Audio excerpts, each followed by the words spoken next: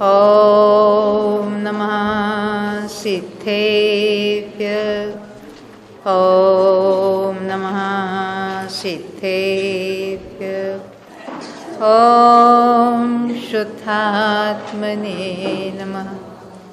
नमो अरिहन्ताणं नमो सिद्धाणं नमो आयर्याणं नमो वक्षायाणं नमो लोये सौवसाहुणं मोक्षमार्गस्य नेतारं वेत्तारं कर्मभूभृतां ज्ञातारं विश्वतत्त्वानां वन्दे तद्गुणलब्धये। तत्वार सूत्र का जो 7वां सूत्र है पहले अध्याय का, कौन सा है? सत, संख्या, क्षेत्र, स्पर्शन, काल, अंतर, भाव, अल्पभूत्वश्च और अल्पभूत्व। इस तरह से ये जो 8 जिसको कहेंगे अनुयोग द्वार है, इनके द्वारा पदार्थों का ज्ञान करना चाहिए। यहाँ अन्य पदार्थों की बात नहीं है, हम जीव के बारे में ही यहाँ सीख रहे हैं। तो सत प्ररूपणा में हमने क्या देखा था कि जीव के ये 14 गुणस्थान पाए जाते हैं। संसारी जीव इन 14 गुणस्थानों में पाए जाते हैं। तो वहाँ कहेंगे पहले गुणस्थान वाले जीव है, दूसरे वाले है, तीसरे वाले है, तो उनकी अस्थि बताना यह है सत प्ररूपणा, वो सामान्य से हो गई। विशेष से में क्या बताएंगे? ये 14 मार्गणा बताएंगे और इस मार्गणा वाले जीव है ऐसा जब कथन करेंगे तो गई वो सत प्ररूपणा विशेष अपेक्षा से, मार्गणा की अपेक्षा से। तो ये सत क्यों कहा? क्योंकि जो है फिर उसके बारे में विशेष चर्चा चलेगी। है तो कितने जीव होते हैं, वो मार्गणा वाले जीव कितने हैं, विशिष्ट गुणस्थान वाले जीव कितने पाए जाते हैं, उसकी चर्चा ये संख्या नामक जो अनुयोग द्वार है, जिसको द्रव्य प्रमाणानुगम कहते हैं, उसी को द्रव्यानुयोग भी कहेंगे। ये हमारा द्रव्यानुयोग चरणानुयोग वाला द्रव्यानुयोग नहीं, द्रव्य ने उसकी संख्या बतानी है जीवों की, यानी पुद्गल कितने वगैरह, ये अपना यहाँ का विषय नहीं है। यहाँ का अपना विषय क्या है? जीव संबंधी चल रहा है। पहले तो गुणस्थान में बताएं और विशेष बताना है तो मार्गणा स्थानों में गुणस्थान बताएं। आपको याद है ना, जैसे हमने गति मार्गणा में नरक गति में कितने गुणस्थान पाए जाते हैं? 1 से 4। वो पर्याप्त अपर्याप्त की बात वहां बताई थी उन्होंने। वैसे अभी हम आगे बढ़ेंगे, थोड़े प्रश्न लेकर फिर बढ़ते हैं। रात को बॉडी मसाज या सिर को तेल लगाना यह आहार में आता है क्या? हाँ, उसको लेपाहार कहते हैं। वो भी एब्सॉर्प्शन होता है ना वहां पर स्किन में। हाँ ना ना ना, लेपाहार वनस्पति में होता है ऐसा कहीं नहीं है। लेपा है ना, वो जो लेप एप्लीकेशन किया है आपका, उसमें से बॉडी में कुछ एब्सॉर्प्शन होता है, उसको लेपाहार कहेंगे।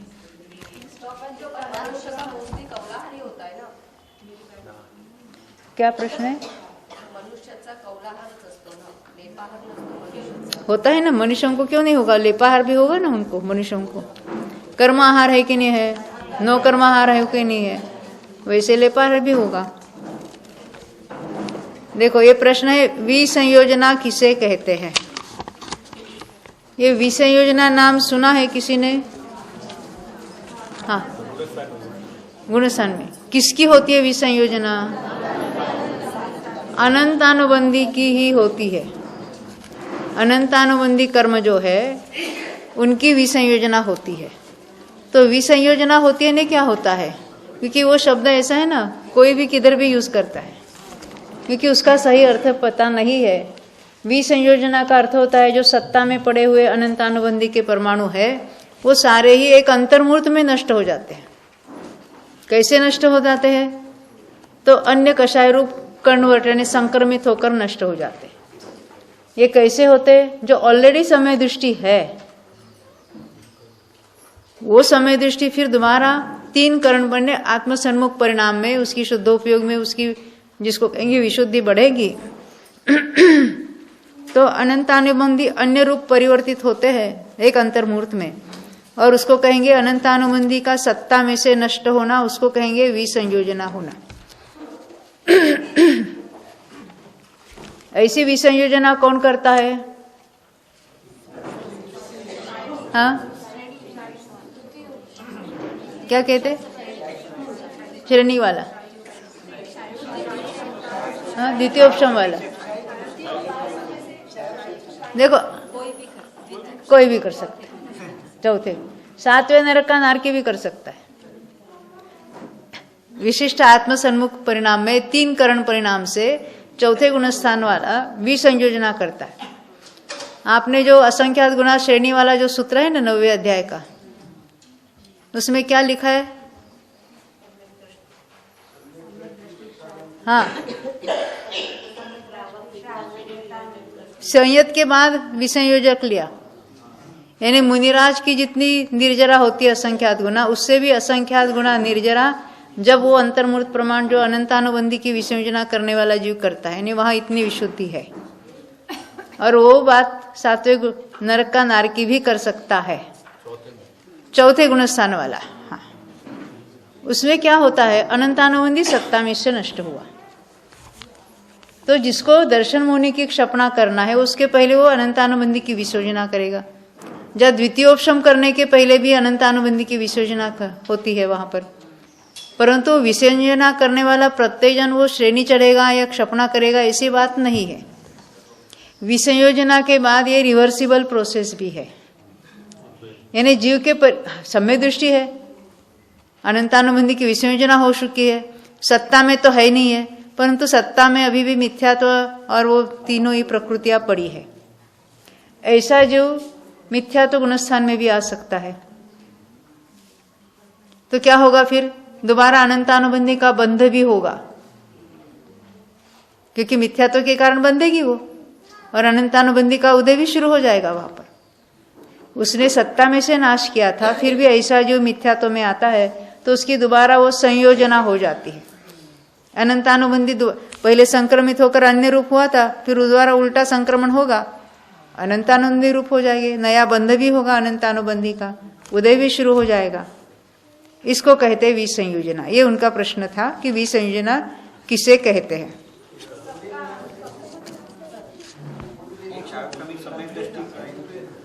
शाब्दिक समय दृष्टि करेंगे। हाँ, कौन क्या बोल रहे हैं? उसको उद्वेलना नहीं कहते।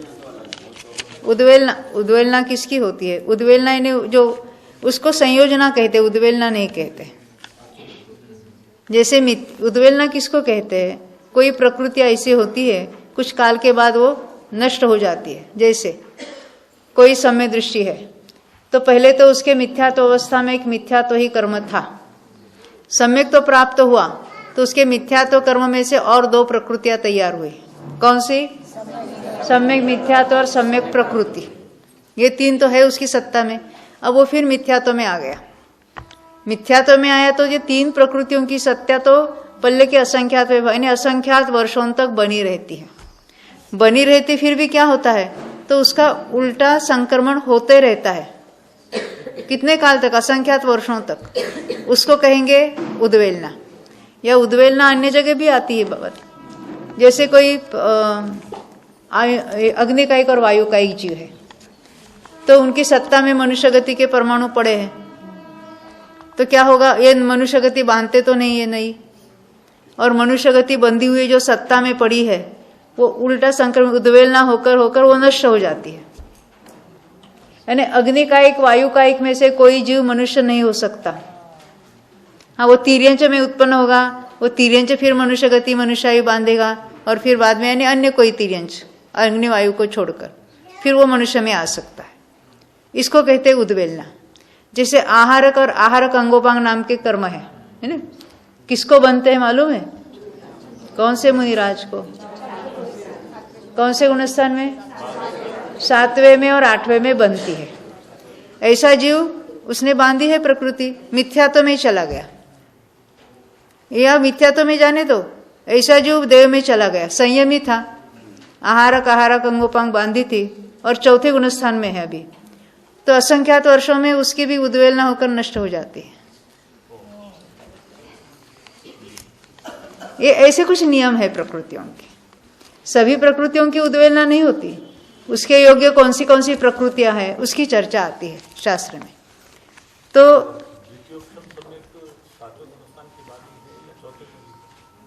आपका प्रश्न है द्वितीयोपशम सम्यक्त्व सातवें गुण होता है कि चौथे में? जो उसकी प्रक्रिया प्रारंभ होती है वो तो सातवें गुण स्थान वाले को होगी,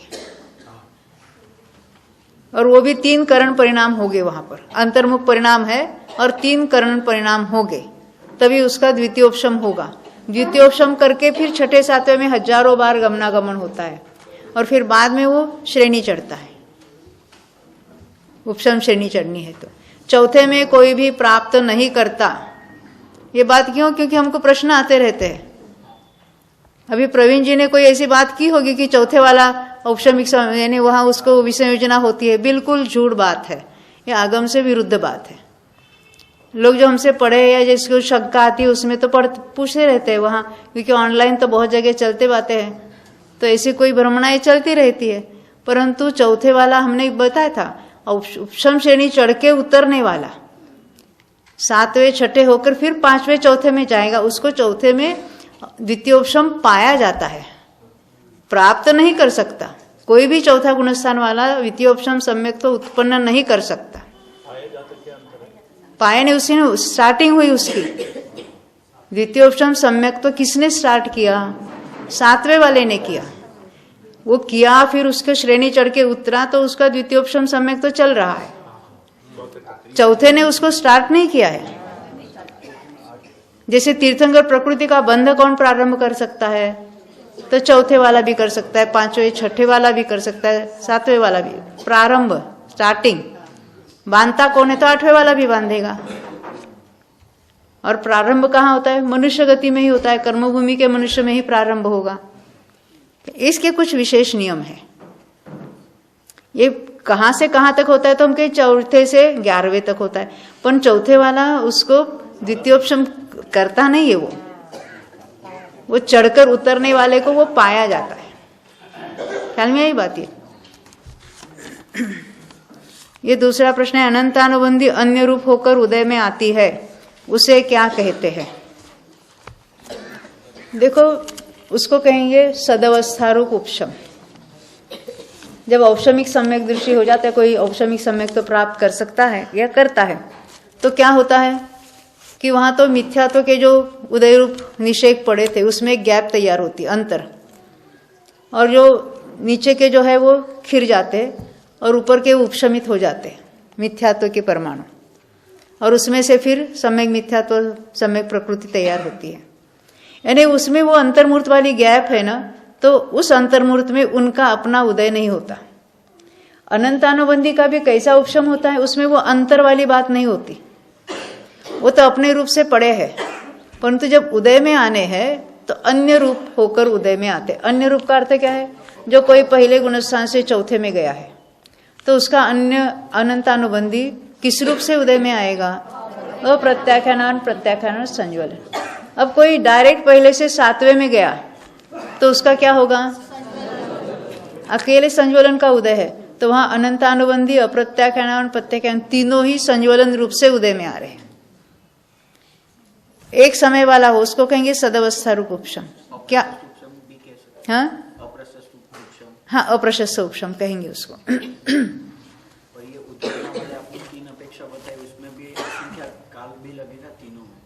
देखो, उद्वेलना जब होती है तो होती चली जाती है, असंख्यात वर्षों तक वो बनती है। नहीं नहीं नहीं नहीं, वो मिथ्या। किसकी उद्वेलना चल रही है आपकी बात बताएंगे?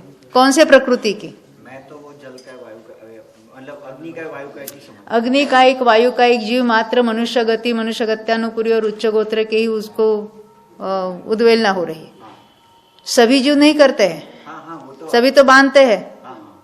वहां पृथ्वी जल की बात नहीं है, परंतु जो मिथ्यात्व में गया है वो भले वे देव हो, नारकीय हो, एकेंद्रिय हो, तो मिथ्यात्व में जाने के बाद उस मिथ्या की दो टुकड़े हुए थे ना, और दो टुकड़े, सम्यक मिथ्यात्व और सम्यक प्रकृति, वो तो हर अंतर्मूर्त में उल्टी उसकी उल्टा संक्रमण उद्वेलना होती रहती है।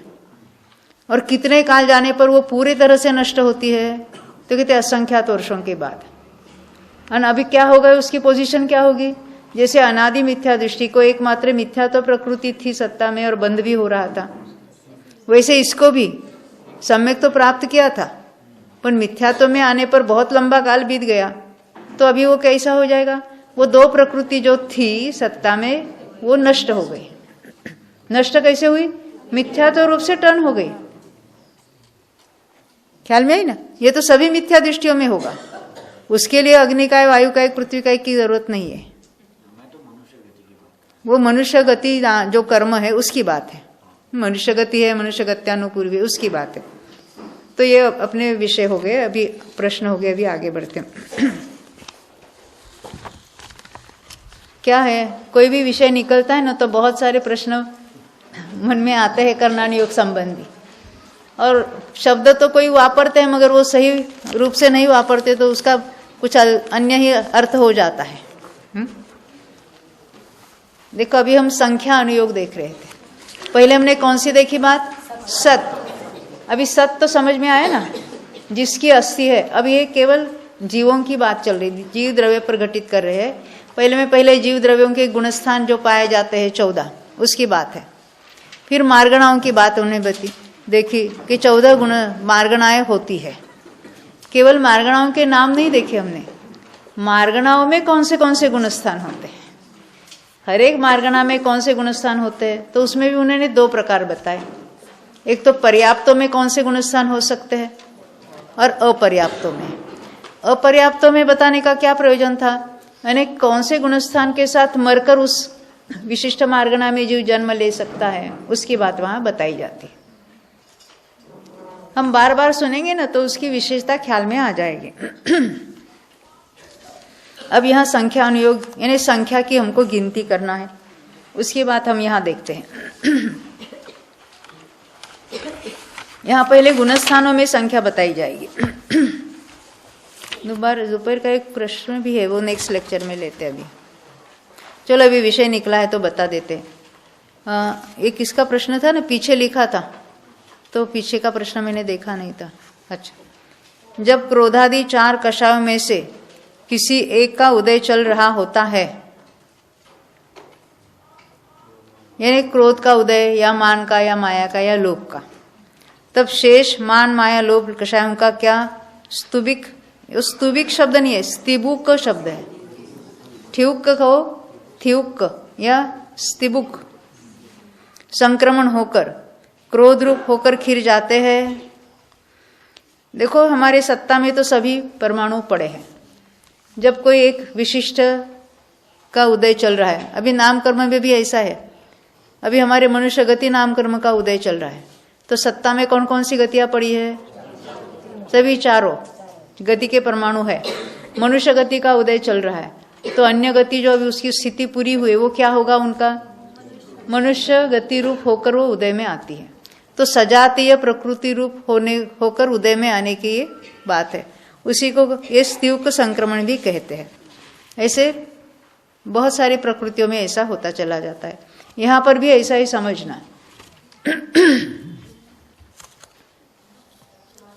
अब अपने विषय चलेगा, संख्या की बात चलेगी।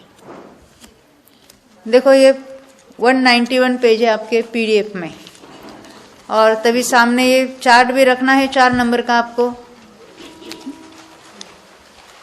पहले तो चार्ट के इतना उपयोग नहीं करेंगे, सामान्य से वहाँ केवल मिथ्या दृष्टि अनंत है इतना ही लिखा है, फिर भी उसके बारे में हम यहाँ देखते हैं। देखो पेज नंबर 191, संख्या अनुयोग जहाँ लिखा है ना ऊपर से नया पैराग्राफ, वहाँ पढ़ते हैं। संख्या यानी गिनती, यह 2 प्रकार की है, सामान्य और विशेष। सामान्य से क्या कहेंगे? गुणस्थानों में जीवों की संख्या, और विशेष में मार्गणाओं में जीवों की संख्या देखेंगे हम। सामान्य से गुणस्थान और विशेष से मार्गणास्थान कहा जाता है। सामान्य से मिथ्या दृष्टि जीव तो अनंतानंत है। मिथ्या दृष्टि कितने हैं? अनंतानंत। ये यहाँ तो केवल इतना ही एक लाइन में बता दिया उन्होंने। तो हम इसको जरा विस्तार से देखते हैं। ये गिनती भी कितने प्रकार से की जाती है मालूम है? गिनती कैसे कैसे की जाती है? हाँ, द्रव्य से, क्षेत्र से, काल से और भाव से। ये द्रव्य से गिनती है ना? क्या गिनती? जैसे 1 2 3 4 ऐसे गिनकर जो उसकी संख्या निकालना, उसको कहेंगे द्रव्य से गिनती। देखो उसको हम बताते हैं।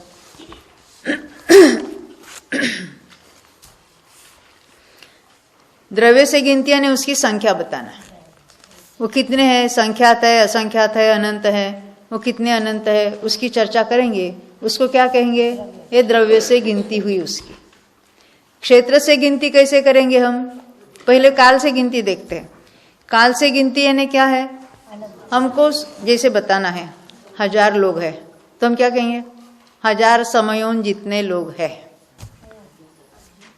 समयों को गिनेंगे, जितनी संख्या बतानी है उतने समय गिनेंगे हम। असंख्यात समय बताने हैं हमको, तो असंख्यात के तो बहुत वैरायटीज होती है। पल्ले भी असंख्यात होता है, और वो उत्सर्पिणी अवसर्पिणी वो भी, उसके भी गिनते हैं ना। कल्पकाल 10 कोड़ा कोड़ी सागर और 10 कोड़ा कोड़ी, 20 कोड़ा कोड़ी सागर का एक कल्पकाल होता है। फिर वो भी कितने कल्पकाल, ये उन्हें हम संख्या गिनते हैं। किसकी? समयों की संख्या गिनते हैं। तो समयों में हम द्रव्यों की गिनती करेंगे। हमको क्या देखना है? मिथ्या दृष्टि जीव कितने हैं। तो यहाँ तो हमको मालूम है कितने हैं? अनंत है। तो कहेंगे वो तो क्षेत्र संख्या जो है किसकी? समयों की संख्या, उसको बताना। वो हम देखेंगे कितने होते हैं।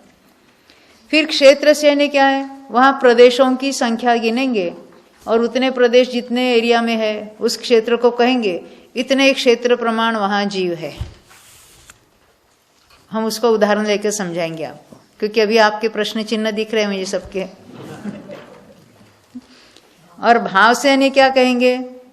ज्ञान की अपेक्षा या विभाग प्रतिच्छेदों की अपेक्षा उसमें बताएंगे। अब यहाँ तो डायरेक्ट बता दिया है आपको, द्रव्य से कितने हैं मिथ्या दृष्टि जीव?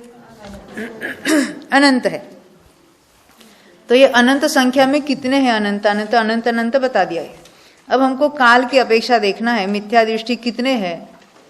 तो अनंतानंत अवसर्पणियों उत्सर्पणियों द्वारा अपहृत नहीं होते, ये शास्त्र का वचन है। उसका अर्थ हम देखेंगे। हमने पहले बात देखी थी, अंगुल के असंख्यातवें भाग में इतने प्रदेश है, उनको समयों में कन्वर्ट करेंगे तो असंख्याता संख्यात उत्सर्पिणी अवसर्पिणी चली जाती। ये तो बात हमने देखी ना। वहां तो कोई विशिष्ट असंख्यात का प्रमाण हमको बताना था। अब यहाँ जीव कितने हैं? मिथ्या दृष्टि जीव अनंत है। तो यहाँ बताया है कि काल की अपेक्षा मिथ्या दृष्टि जीव अनंतानंत अवसर्पिणी और उत्सर्पिणियों द्वारा अपहृत नहीं होते। इसका हमको अर्थ देखना है। तो हम 2 राशियां करेंगे। एक बाजू मिथ्या दृष्टि जीवों की राशि रखेंगे, अनंत है जो, और एक बाजू क्या रखेंगे? अनंतानंत उत्सर्पिणी अवसर्पिणियों के समय रखेंगे। अब क्या करना है? यहाँ एक समय निकालना, यहाँ एक मिथ्या दृष्टि निकालना, दूसरा समय निकालो, दूसरा मिथ्या दृष्टि निकालो। अब वहाँ अनंत अनंत अवसर्पिणी और उत्सर्पिणी यानी अनंतानंत कल्पकालों के जितने समय है उस एक एक समय को निकालो, उसके साथ एक एक मिथ्या दृष्टि को बात करते चले जाओ। तो क्या हो जाएगा? अपहृत नहीं होते। उसका अर्थ होता है वो सब समय खलास हो जाएंगे, परंतु मिथ्या दृष्टियों की संख्या समाप्त नहीं होगी। इसको कहते हैं काल की अपेक्षा जो संख्या गिननी है, तो इतने सारे समयों के द्वारा अनंतानंत समय नहीं कहेंगे, अनंतानंत उत्सर्पिणी अवसर्पिणियों के जितने समय है उसके द्वारा ये मिथ्या दृष्टियों की जो संख्या है वो अपहृत नहीं होती। यानी उसके साथ इसको एक मिलान करेंगे तो भी इनकी संख्या बहुत ज्यादा बड़ी है। ये क्या हुआ? काल की अपेक्षा हमने मिथ्या दृष्टियों की संख्या देखी। सबको यही चिंता होती है। क्या होती है चिंता? अरे हर 6 महीने और 8 समय में 608 जीव मोक्ष चले जाते हैं, तो यहाँ खाली हो जाएगा। तो ये तो मिथ्या तो गुणस्थान में तो हमेशा इतने जीव रहेंगे ही रहेंगे, कभी खाली होने वाला नहीं है।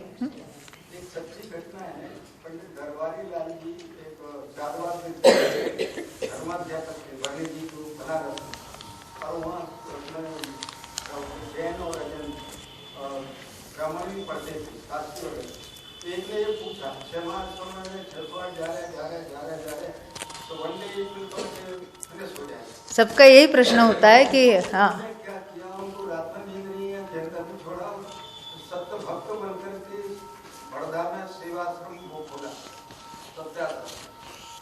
और उन्होंने कहा वेदी पर महावीर स्वामी और सब ऐसा ही है।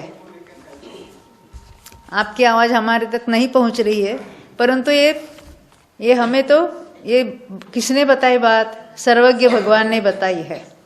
तो उसके लिए क्या प्रूफ है? उनकी वाणी प्रूफ है। तो ये तो हमने काल के द्वारा देखा, मिथ्या दृष्टियों की संख्या। अब जरा क्षेत्र के द्वारा देखते हैं हम।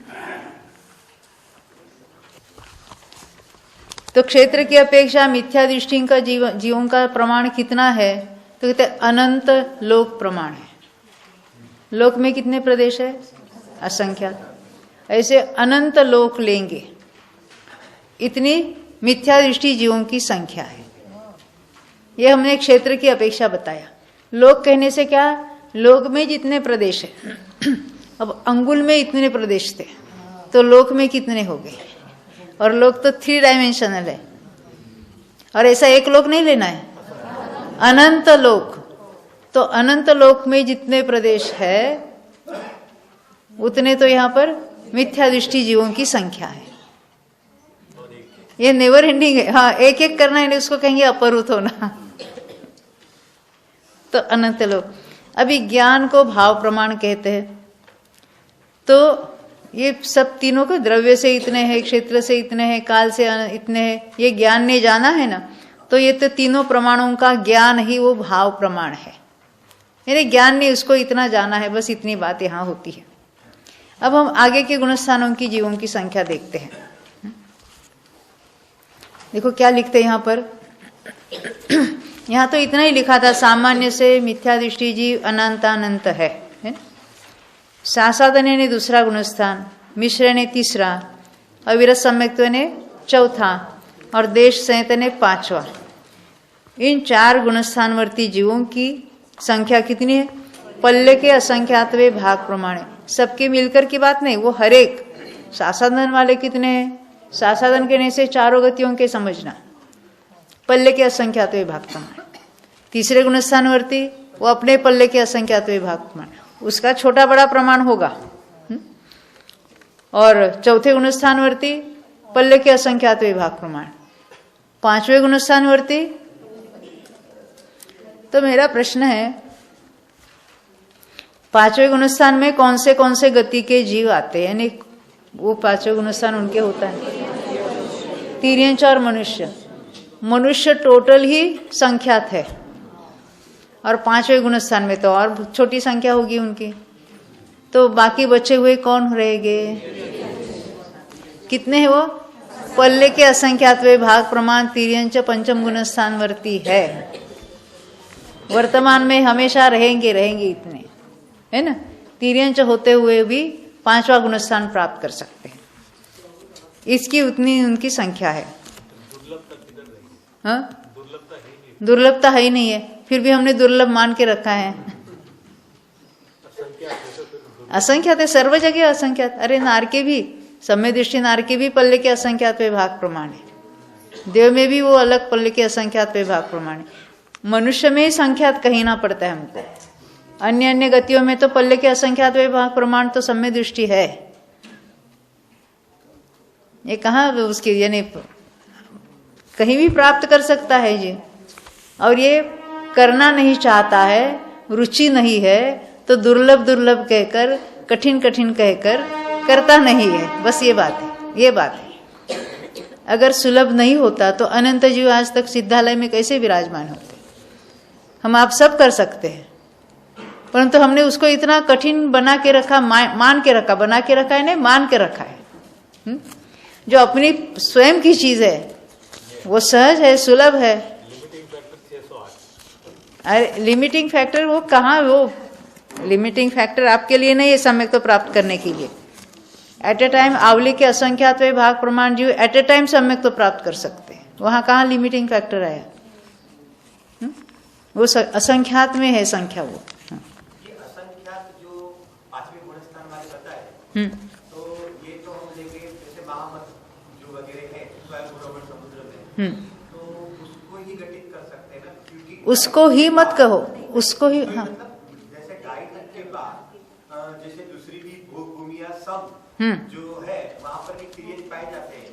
हाँ, उसको घटित न करके मतलब गाय के अंदर कुछ कर्मभूमि के और वहाँ के कर्मभूमि के वो वही घटित करेंगे ना। बीच में वाले जो बीच देखो देखो, बीच वाले समुद्र में कोई भी यानी वो पंचेंद्रिय है ही नहीं है ना, वो मांस वहाँ जल कायिक होंगे, वहाँ कोई द्विंद्रियादि भी जीव नहीं है।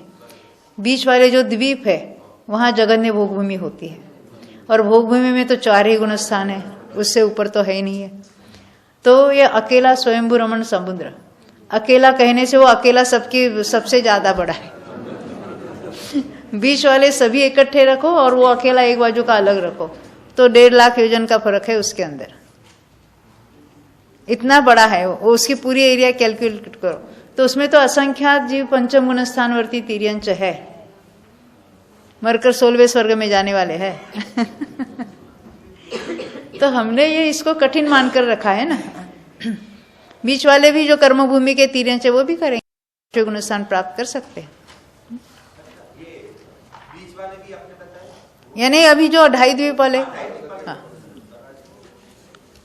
तो ये अभी हम संख्या देख रहे हैं, दूसरे से 5वें तक कितनी संख्या बताई उसमें? पल्ले के असंख्यातवें भाग प्रमाण उसकी संख्या है। आपके पास है ना 4 नंबर का चार्ट, उसमें भी लिखा है ये। तो देखो हम आगे बढ़ते हैं।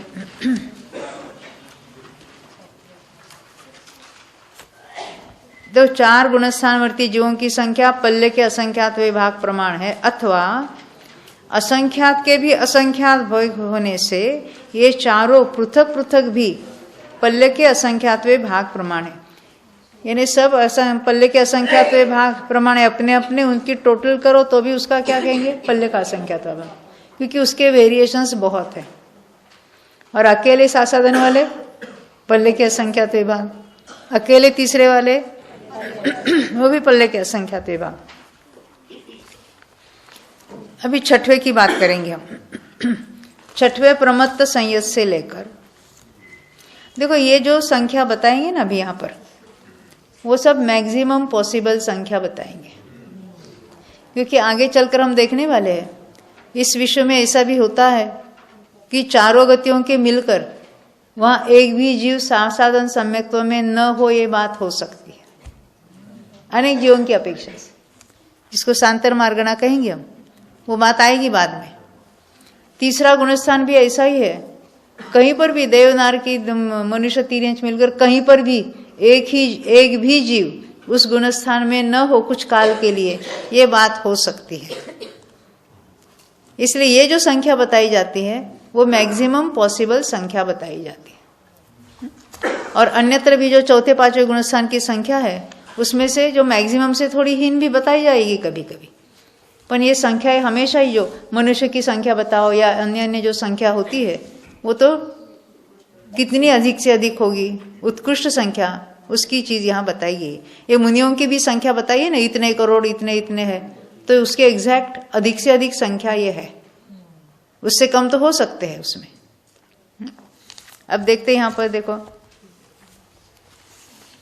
ये प्रमत्त संयत जीवों की 6वें प्रमत्त संयत से लेकर, पहले उन्होंने टोटल बताई, 14वें अयोग केवली पर्यंत 9 गुणस्थानवर्ती संपूर्ण संयमी मुनि, उनको संयत कहेंगे सारे। कहां से कहां तक? 6 से लेकर 14वें तक की संख्या कितनी है? 3 कम 9 करोड़। ये 3 कम 9 करोड़ संख्या है यहाँ पर। हाँ देखो आपके पास चार्ट है ना, चार्ट में देखना है। देखो यहाँ ऊपर देखो ये गुणस्थानों में जीवों की संख्या अभी हम देखते आए। ये अनंत हमने 4 प्रकार से गिने थे, याद है ना, द्रव्य से, काल से, क्षेत्र से, भाव से वगैरह वगैरह। दूसरे से 5वें तक की संख्या कितनी लिखी है वहां पर? प्रत्येक में अलग अलग पल्ले के असंख्यात्वें भाग प्रमाण, यानी पल्ले का असंख्यात्वा भाग उसका जितना प्रमाण है उतने जीव इन गुणस्थानों में अलग अलग पाए जाते हैं। अब 6वें गुणस्थान की बात है, वो कितने हैं? 5,93,98,206। ये उत्कृष्ट में उत्कृष्ट संख्या है 6ठे गुणस्थान की। और 7वें की कितनी है? 2,96,99,103। इससे आधी है। क्यों आधी है? प्रत्येक ये तो सभी मिलकर तो छठे सातवें गुणस्थान में झूलते हैं। हाँ 1/3 2/3, यानी वो कैसे है? दुगुने है ना, क्योंकि उसका काल ही उतना है ना। जिसका काल आधा है उनकी संख्या भी आधी होगी।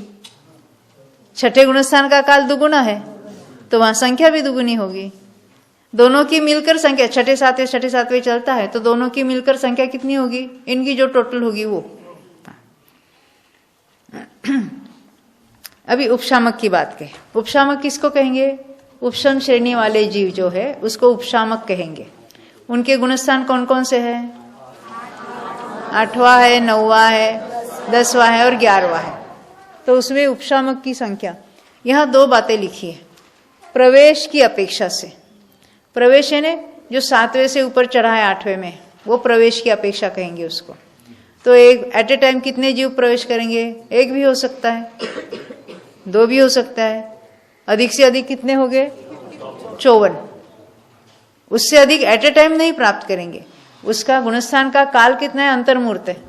वो अंतर्मूर्त में कितने ही एक करके आगे बढ़ते चले जाएंगे तो इतने जीव आएंगे। तो मैक्सिमम कितने आएंगे? देखो अंतर्मूर्त के असंख्यात समय है, तो हर समय एक आता रहे और असंख्यात जीव उसमें आया, ऐसा कभी नहीं होगी। ये तो जीव ही मनुष्य ही संख्यात है ना, और मुनिराज तो और भी कम संख्या उनकी, और यही उनमें से कुछ उपशामक हो गए। तो उसकी संख्या अधिक से अधिक कितनी होगी? तो 304। 2 कथन आते हैं शास्त्र में, 299 या 304। ऐसे जिसको हम 608 कहते हैं ना क्षपक में, वैसे 304। क्षपक में गुणस्थान कौन से? 8वां, 9वां, 10वां, 12वां और आगे 14वां भी उसके साथ लेना। उसमें भी प्रवेश से कितने? 1 2 करते करते अधिक से अधिक 108 और संचय की अपेक्षा 608 और आगे 598 लिखे। अब ये जो 14वें में जो 608 है ना, तो ऐसा होता है ना 6 महीने तक कोई भी जीव 14वें में आया ही नहीं, और 8 समय में आएंगे तो कितने आएंगे? मैक्सिमम 608। उसमें भी एक समय में मैक्सिमम कितने हो गए? 108। 608 जीव एक समय में नहीं जाएंगे। उसमें भी बहुत सारी विशेषताएं बताई है शास्त्रों में। यानी ये जो कहते हैं ना 6 महीने और 8 समय में 608 जीव जाते हैं, तो इसकी लिमिट बताई। कोई 6 महीने तक कोई गया ही नहीं, ऐसा हो सकता है, उसको कहेंगे वो अंतर। बाद में क्या होगा? अभी 6 महीने और 8 समय में 608 तो जाते ही जाते हैं, तो 8 समय में वो 608 चले जाएंगे, ऐसा होता है। तो देखो अभी आगे तो उपशमक और क्षपक की बात हमने देखी थी यहाँ पर। यानी उसकी टोटल कितनी होगी? अगर हम 299 भी गिनते हैं ना, तो टोटल यानी 8वें, 9वें, 10वें, 11वें के मिलकर टोटल कितनी होगी? मैक्सिमम 1196 होती। इसमें लिखा है, देखो हम आपके पास जो PDF है ना, पेज नंबर 191, उसमें देखेंगे।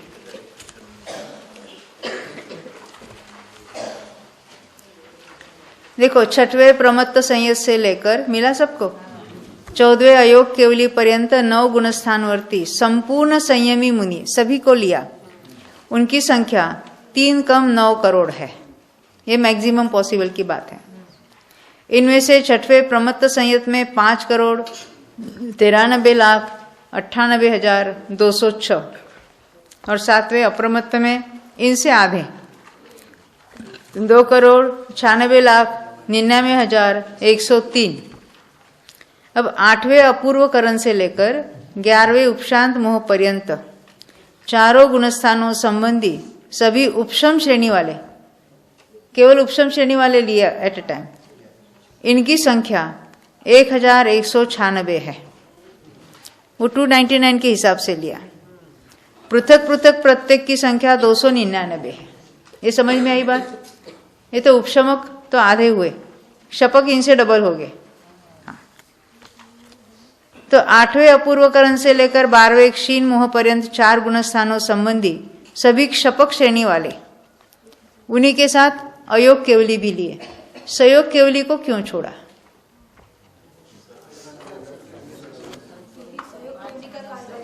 हाँ, सयोग केवली का काल बड़ा है और सबका एक समान नहीं है।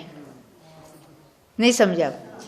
जैसे ये 8वें 9वें 10वें 12वें का हर एक का अंतर्मूर्त काल है, और वो सभी 12वें के बाद नियम से सयोग केवली हो गए ही। तो सयोग केवली होते हैं, तो सयोग केवली में मिनिमम काल कितना है किसी का? अंतर्मूर्त में 13वां पार करेंगे, 14वां पार करेंगे, सिद्ध हो गए। और अधिक से अधिक काल कोई जीव रहेगा तो देखो, अधिक से अधिक आयु कितनी है कर्मभूमि के मनुष्य की? 1 करोड़ पूर्व। उसमें 8वें साल के बाद वो संयम धारण करेगा और वो यथायोग्य क्षपक श्रेणी चढ़ेगा और 13वें में आएगा।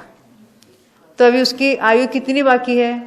1 करोड़ पूर्व में 8 साल और कुछ अंतर्मूर्त कम कर दो, इतनी उसकी आयु शेष है। तो अभी वो कौन से गुणस्थान में रहेगा? 13वें में, इतने लंबे काल तक। तो उतने काल में अनेक जीव प्राप्त करते रहेंगे, तो संचय की अपेक्षा उसकी भी संख्या ज्यादा हो जाती है।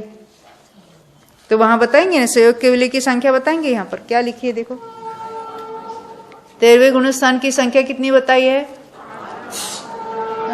8,98,502।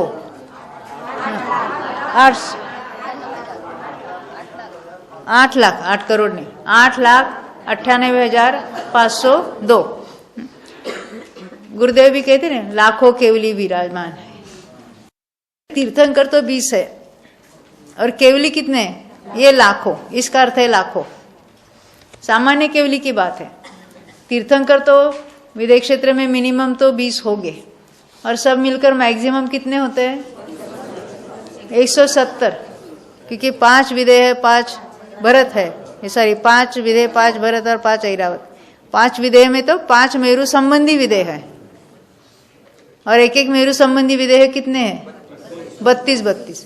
यानी टोटल विदेह हो गए 160, और 5 भरत और 5 ऐरावत, 170 तीर्थंकर हो सकते एट ए टाइम। और केवली ये इतने लाखों, 8 लाख हो, 92,000 वगैरह। तो यहां देखते अभी हम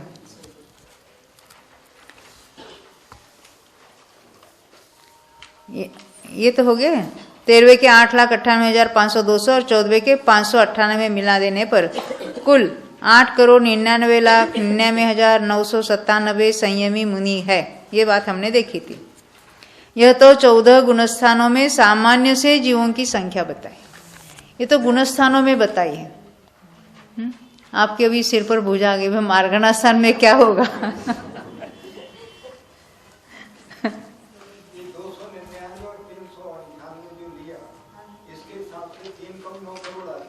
हाँ, लेकिन वो बड़ी संख्या लेते हैं तो 9,67 हो गए। हाँ, ज्यादा हो जाएगी, वो बढ़ जाएगी। हाँ, देखो अभी विशेष ने अभी मार्गणा में हम देखेंगे।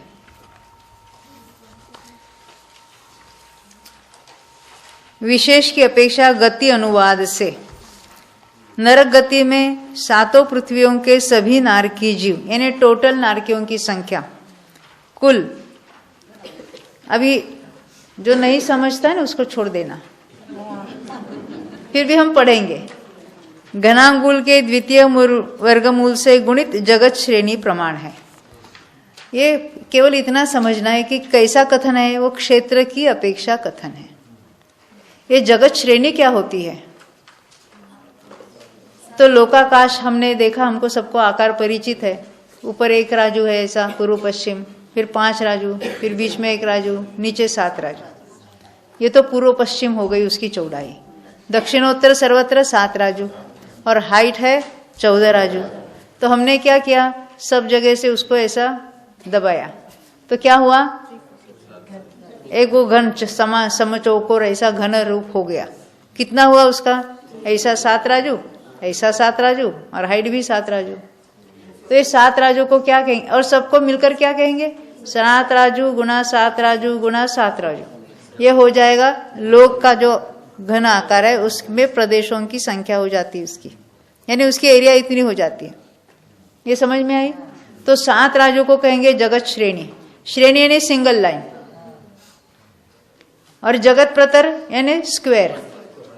जैसे हमारे पास 1 फुट एरिया है और 1 फुट ऐसे और 1 फुट ऐसे, हम क्या कहेंगे, स्क्वायर फुट। और उसको घनाकार करेंगे तो क्या कहेंगे, घन फुट कहेंगे। ऐसे ही यहाँ जगत श्रेणी यानी सिंगल लाइन में प्रदेशों की संख्या कितनी, 7 राज्यों में जितने प्रदेश है, अभी कितने प्रदेश हो गए देखो, अंगुल के असंख्यात भाग में कितने प्रदेश है, तो 7 राज्यों में कितने हो गए। ये हो गई सिंगल लाइन में जगत श्रेणी में प्रदेशों की संख्या। ये संख्या हमको लेनी है, हमें क्या काउंट करना है, हमको तो संख्या गिननी है नारकियों की। तो एक जगत श्रेणी लेंगे तो कितनी संख्या होगी, तो ऐसे कितने हमको जगत श्रेणियां लेनी है।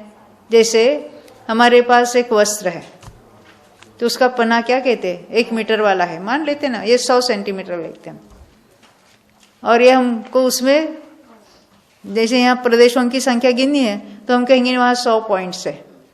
तो अभी हमको गिनना है, तो अगर हम ऐसे 5 श्रेणियाँ ने 5 ऐसे लंबे तंतु लेंगे तो कितनी संख्या होगी, 1 की 100, तो 5 में कितनी होगी, 500।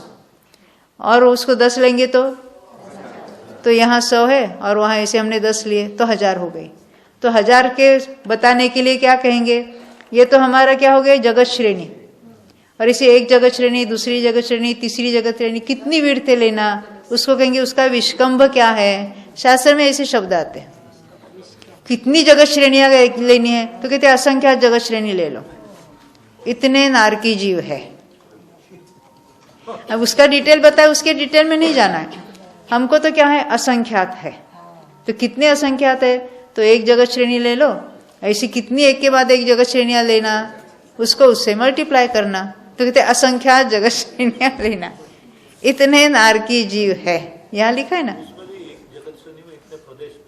हाँ, प्रदेशों की संख्या कितनी लंबी बड़ी होगी, असंख्यात। और उसको भी केवल एक श्रेणी लेके नहीं चलेगा, ऐसी श्रेणियां भी असंख्यात लेनी है। देखो, एक जगत श्रेणी ली, ऐसे जगत श्रेणी प्रमाण और ले लेंगे। जैसे हमारा जो 100 है ना, ऐसे 100 लेंगे तो क्या होगा, 100 इंटू 100 हो जाएगा। तो जगत श्रेणी इंटू जगत श्रेणी प्रमाण लेंगे तो क्या होगा, 1 स्क्वायर फुट हो जाएगा। जैसे हमारे फुट के हिसाब से 1 स्क्वायर फुट होता है, तो जगत श्रेणी का स्क्वायर हो जाएगा। इसको कहेंगे जगत प्रतर। प्रतर यानी उसका स्क्वायर, किसका, जगत श्रेणी का। यानी एक जगत श्रेणी में इतने असंख्यात प्रदेश है, उतने ही जगत श्रेणियां और ले लो, तो जगत श्रेणी मल्टीप्लाइड बाय जगत श्रेणी इज इक्वल टू जगत प्रतर। अभी लोक में कितनी संख्या है, और 7 राज्यों से गुणा करो। ने लोक में, एक लोक में प्रदेश कितने हैं, तो जगत श्रेणी मल्टीप्लाई बाय जगत श्रेणी मल्टीप्लाई बाय जगत श्रेणी। इसको क्या कहेंगे, जगत श्रेणी का घन यानी लोक, जिसको हम लोक प्रमाण असंख्यात कहते हैं ना। जीव के प्रदेश कितने, ये इतने हैं। असंख्यात लोक प्रमाण नहीं, देखो देखो, एक लोक में इतने हैं, तो ऐसे असंख्यात लोक में कितने हो गए, वो बात अलग है। लोक प्रमाण असंख्यात संख्या अलग बात है, और असंख्यात लोक प्रमाण वो संख्या अलग है। अभी तो हमने देखी ना कि जो जगत श्रेणी इंटू जगत श्रेणी इंटू जगत श्रेणी, वो एक लोक हुआ। ऐसा 1 लोक, 2 लोक, 4 लोक, ऐसे असंख्यात लोक, उसको कहेंगे असंख्यात लोक। और एक लोक यानी एक लोक में जितने प्रदेश है उसमें वो घन रूप लोक ले लेना है, उसको कहेंगे जगत घन। एक है जगत श्रेणी, एक है जगत प्रतर और एक है जगत घन यानी लोक।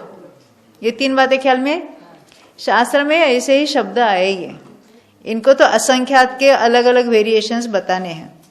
इसी में हमको पता चलता है कि किससे कौन सी संख्या अधिक है और क्या है।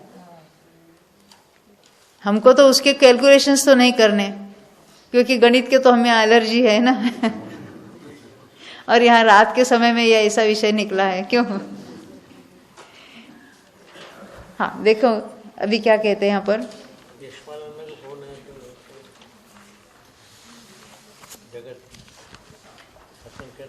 नहीं यही असंख्यात लोक और लोक प्रमाण असंख्यात में बहुत यानी वो घोटाले होते हैं लोगों के। कभी कभी विद्वान लोगों को भी चर्चा वो चलती है, जिसका अभ्यास नहीं है तो ऐसी बातें चलती है। परंतु असंख्यात लोक बहुत बड़ी संख्या है और असंख्यात लोक के भी असंख्यात वेरिएशंस है। जैसे परमावधि ज्ञान वाला कितना जानता है, देशावधि का उत्कृष्ट ज्ञान कहाँ तक चलता है, तो लोक तक चलता है।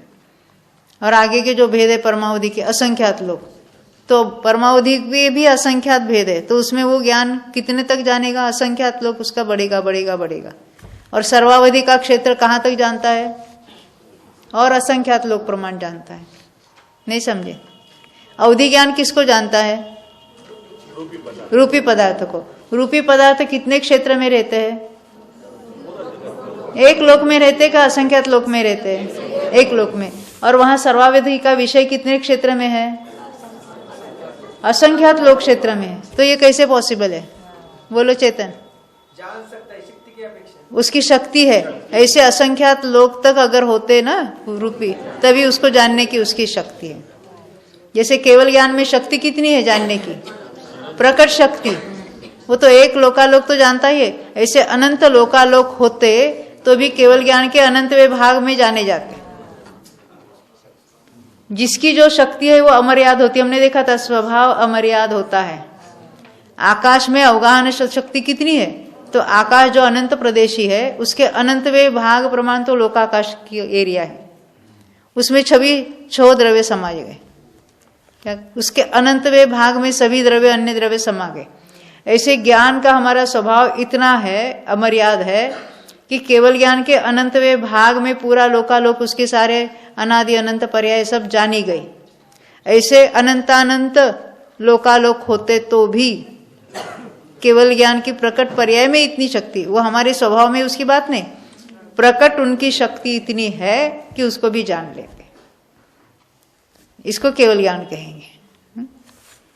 तो देखो यहाँ क्या कहते हैं, ये विशेष की अपेक्षा यहाँ बात चलेगी। नीचे का पैराग्राफ,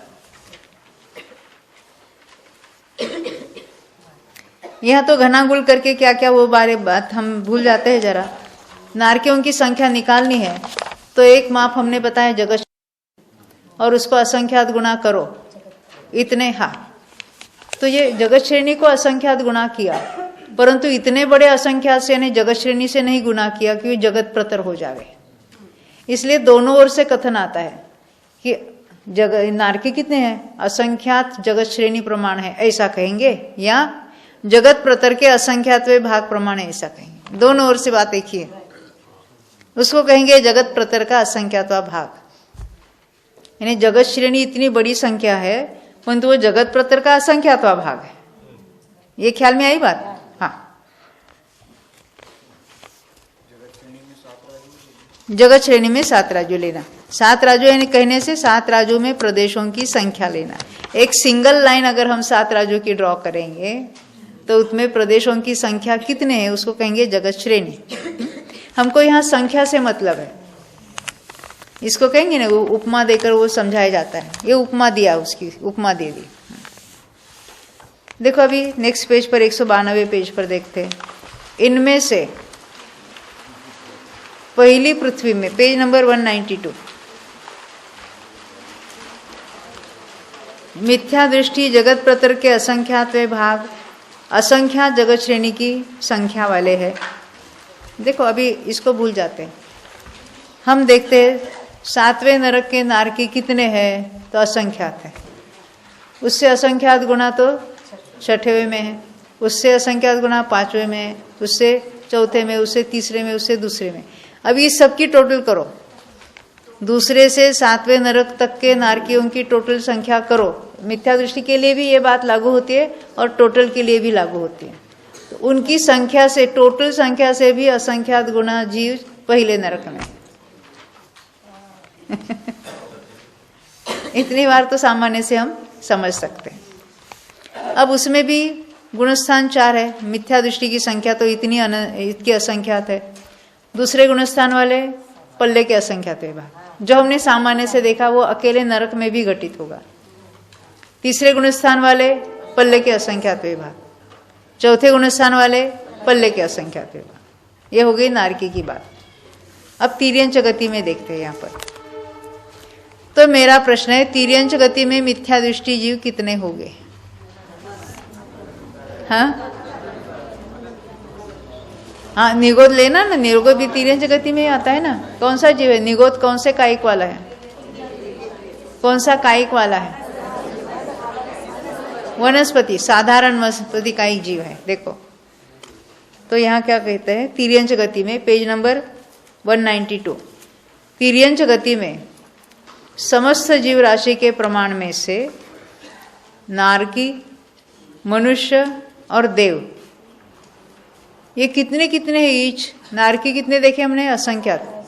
देव असंख्यात, मनुष्य असंख्यात। जब मनुष्य कहेंगे इन जनरल तो उसमें लब्धि अपर्याप्त मनुष्यों को मिला देना, वो भी असंख्यात है। हाँ, ऐसा हो सकता है ना, एक भी लब्धि अपर्याप्त मनुष्य कुछ काल के लिए न हो, ऐसा बन सकता है। तो उनकी संख्या 0 होगी, तब कहेंगे हम संख्यात मनुष्य है। पर जो संख्या बताई जाती है वो पर्याप्त मनुष्यों की है। अपर्याप्त मनुष्यों की मैक्सिमम संख्या कितनी होगी? असंख्यात में होगी। तो कहते देव, नारकी और मनुष्य 3 गतियों संबंधी जीवों का प्रमाण घटा देने पर शेष रही संख्या प्रमाण सर्व तिर्यंच जीव है। सर्व तिर्यंच क्यों? एकेंद्रिय से लेकर पंचेंद्रिय तक के सभी तिर्यंच उसमें आ गए। इनमें से मिथ्या दृष्टि जीव तो अनंत है, क्योंकि निगोद में ही अनंत राशि पड़ी है ना, बाकी सभी पर्यायों में असंख्यात है। मिथ्या तिर्यंचों में जो एकेंद्रिय में भी जो निगोद है वनस्पति कायिक, उसी में भी अनंत जीव है। दूसरे सासाधन सम्यक्त से लेकर 5वें संयता संयत पर्यंत 4 गुणस्थानवर्ती तिर्यंच जीव पल्ले के असंख्यात विभाग प्रमाण है। इन 5 का योग यानी टोटल अनंत है। ये तो हमने नारकी और तिर्यंचों की बात देखी। अभी हम थोड़ी मनुष्य की और देव की बात थोड़ी देर के बाद देखेंगे। अभी थोड़े समय के लिए विश्राम लेंगे। बोलो 2400 भगवान की जय।